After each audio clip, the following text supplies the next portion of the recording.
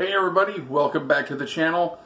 It's been a couple of weeks since I've done a cooking video, so I felt it was about time. And today's topic, maybe the title of the video was a little bit harsh.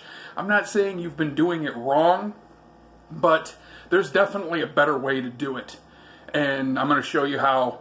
Now, this came to my attention when I cooked these for somebody, and they said, oh, this is like Gordon Ramsay does it. So apparently, Gordon Ramsay has started showing people how he cooks scrambled eggs in this fashion. I've been cooking them like this for a while because, most chefs know how to do it this way. If you've worked in a restaurant, this is how you do it, unless you work in a bad restaurant. So, we're going to get to it. First, I'm going to show you how most people do it, how the way I was originally taught when I was younger, and then I'm going to show you the right way. So let's get into it. Okay, here we go. Now remember, this is the common way of cooking scrambled eggs, the way that I learned when I was younger. First, you take your eggs, you beat them up in a bowl with a whisk, and then add them to a hot buttered pan. And then you basically just continue moving them around and let them cook slowly and begin to tighten up and congeal over time. I've never really cared for this method. In fact, most of the time when I was younger, scrambled eggs were probably one of my least favorite ways to prepare eggs because I don't know, they just felt very dull and plain and not very interesting at all. And as you can see, the eggs will start to tighten up a little bit here as they cook. And most of the liquid has been evaporated. The eggs themselves congeal into these basically little curds, almost like cheese, which you then, chop up with your spatula.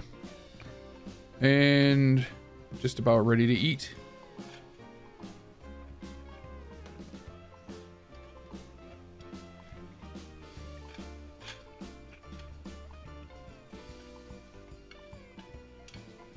We'll get them on the plate, and then we're going to season with just a little sprinkling of salt and some ground black pepper, and that's basically it. Uninteresting. Now, the right way to do it is I add my eggs directly to a small sauce pot and then immediately begin breaking them up and stirring with a rubber spatula. I'm going to add a little bit of butter. You can add the butter to the saucepan and melt it down before you add the eggs. It doesn't really matter because we're going to gradually raise the temperature of the eggs here evenly because we have to continue stirring the entire time. Do not stop. That is key to this technique. Get your eggs in there, get your burner on medium heat, add your butter. Do not add any seasoning. I have known people in the past to be tempted at this point to add their salt and pepper and whatever else they're going to add to it and just continue stirring the entire time. Don't do that. If you add the salt too early, then you're going to separate the water that's in the eggs and it's not going to be good. Save your salt and your seasonings and everything until the very end. So we're just going to add the butter and the eggs, and we're just going to keep stirring. And the reason why I'm using a rubber spatula is because I'm able to scrape tight to the inside of the pot. That way, nothing is getting left behind. Nothing is going to cook onto the lower surface of the metal. And as you can see, it'll begin to almost like thicken and curdle, almost like a pudding as it gets to temperature here. So now I'm going to add my salt and a little bit of pepper.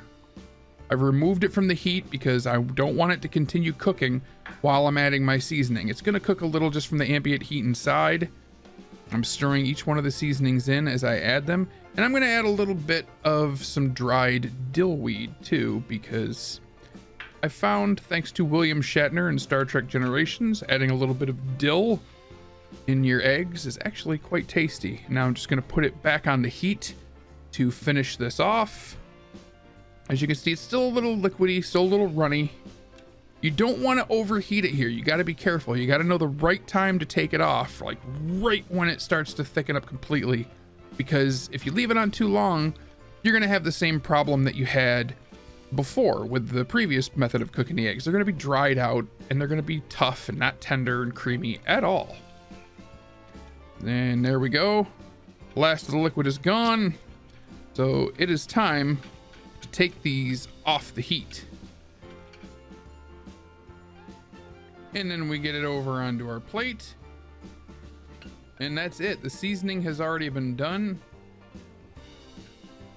And we are ready to serve these up and eat. I'm not telling you you absolutely have to cook them this way, but this is a completely different experience. It's amazing how just one little change in the cooking technique can completely change the dish. You can ask my wife sometime. The very first time I made them for her this way, she thought that I put cheese in it. These eggs were so creamy, and they're just perfectly tender, seasoned just right. All the water hasn't been shed from the eggs, and they're all dried out because I didn't add the salt in the beginning. So I'm telling you, you want to make scrambled eggs right, do it this way. Thanks for watching.